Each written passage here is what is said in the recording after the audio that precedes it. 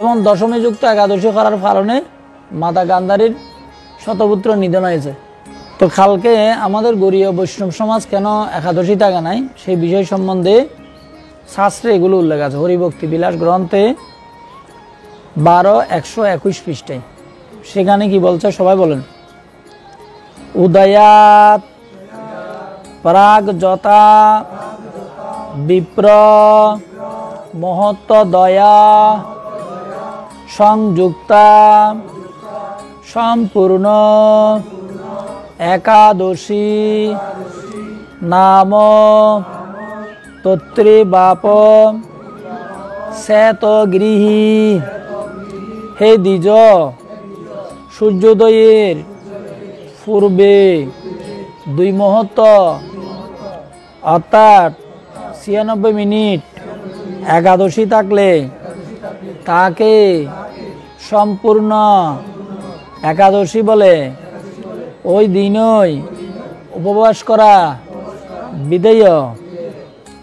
এরপরে আরেকটা হরিভক্তি বিলাস গ্রন্থে 12-124 পৃষ্ঠে বলছে অরুণোদয়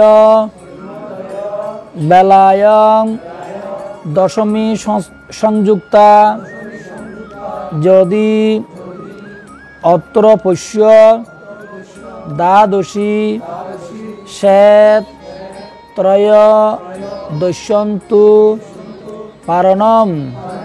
অরুণোদয় সময়ে দশমী বিদ্যা একাদশী উপস্থিত হলে দ্বাদশীতে উপবাস পূর্বক ত্রয়োদশীতে পালন করতে হয়। জয় শিলা প্রভুপাদ কি। তো আমরা ম্যাক্সিমাম যারা আমরা আছি, আমাদের যারা সনাতনীরা আছে, একদম সিংহভাগ মানুষ শাস্ত্র বিশ্বাস করে না, শাস্ত্র পড়িও না। আর আমরা যারা একটু শাস্ত্র পড়ি, কিন্তু আমাদের পূর্বজন্মের কৃত যে এত বেশি অবিদ্যা, এই অবিদ্যার প্রভাবে আমরা সেইগুলো গভীরভাবে গ্রহণ করি না। এ যার প্রেক্ষাপটে যে আমরা এই ভব সমুদ্রে আমাদের নিস্তারের কোনো উপায় নেই। তবুও যারা বুঝে করুক বা না বুঝে করুক, এই একাদশী বা ভক্ত সঙ্গের মাধ্যমে হোক, একাদশী পালন করতে যারা ইচ্ছুক এবং ইচ্ছা পোষণ করছেন, তারা অবশ্যই অন্যদের চাইতে উন্নত। এই জন্য মহাপ্রভু স্বয়ং নিজের মাকে তিনি একাদশীতে অন্ন না খাওয়ার জন্য বলেছেন।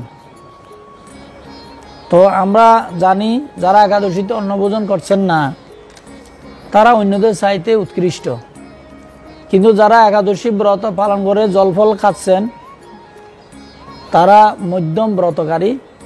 যারা একদম নির্জলা ব্রত করেন তারা হচ্ছে উত্তম ব্রতকারী, তো তারা হচ্ছে উত্তম।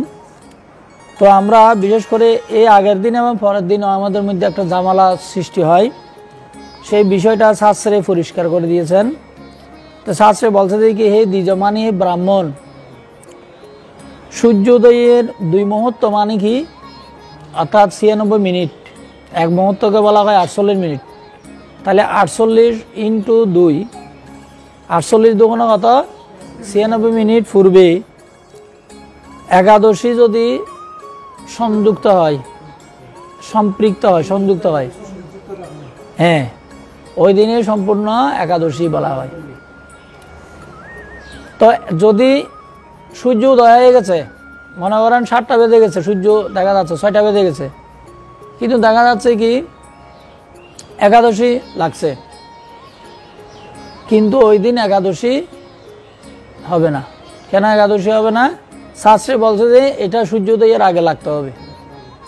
সূর্যোদয়ের 2 ঘন্টা পূর্বে, 1.5 ঘন্টা অর্থাৎ 96 মিনিট আগে একাদশী সংযুক্ত হতে হবে।